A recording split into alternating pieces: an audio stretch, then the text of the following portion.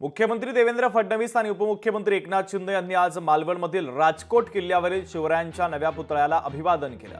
मुख्यमंत्री फडणवीसांच्या हस्ते छत्रपती शिवरायांच्या पुतळ्यासमोर पूजा आणि आरती करण्यात आली। तर विक्रमी वेळेमध्ये नवा भव्य पुतळा उभारल्याबद्दल मुख्यमंत्र्यांनी सार्वजनिक बांधकाम विभागासह ज्येष्ठ शिल्पकार राम सुतार यांचं कौतुक केलं आहे।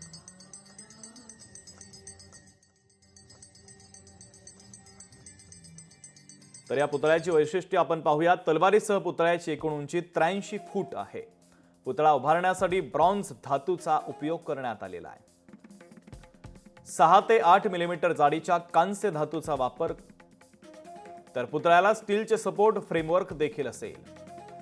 चबुतऱ्याची उंची 10 फूट आहे। चबुतऱ्यासाठी उच्च दर्जाचे काँक्रीट आणि स्टेनलेस सळईचा वापर करण्यात आला।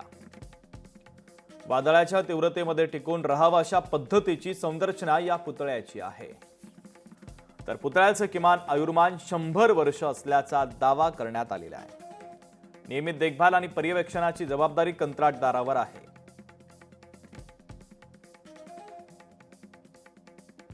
मागच्या काळामध्ये ज्यावेळी या ठिकाणी दुर्दैवी घटना झाली होती त्यावेळी आमच्या सरकारने निर्धार केला होता की विक्रमी वेळेमध्ये हा पुतळा या ठिकाणी पुन्हा आम्ही प्रस्थापित करू आणि अक्षरशः विक्रमी वेळेत हा पुतळा या ठिकाणी प्रस्थापित झालेला आहे आणि आज त्याचं पूजन आम्ही केलेलं आहे।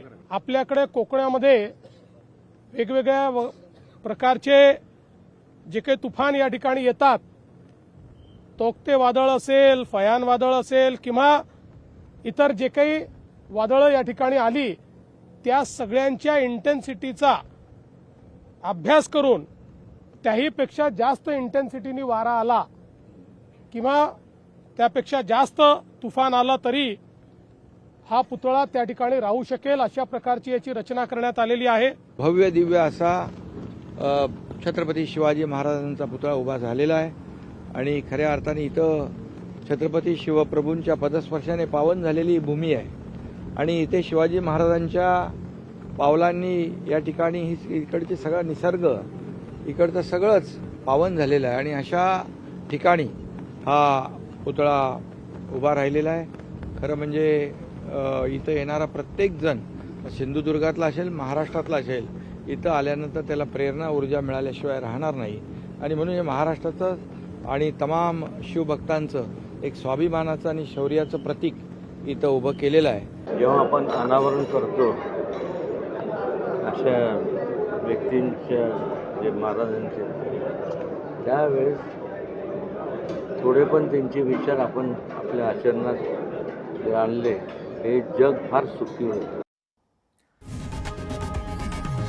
लोकशाही मराठी ऐका, पहा, जागरूक रहा।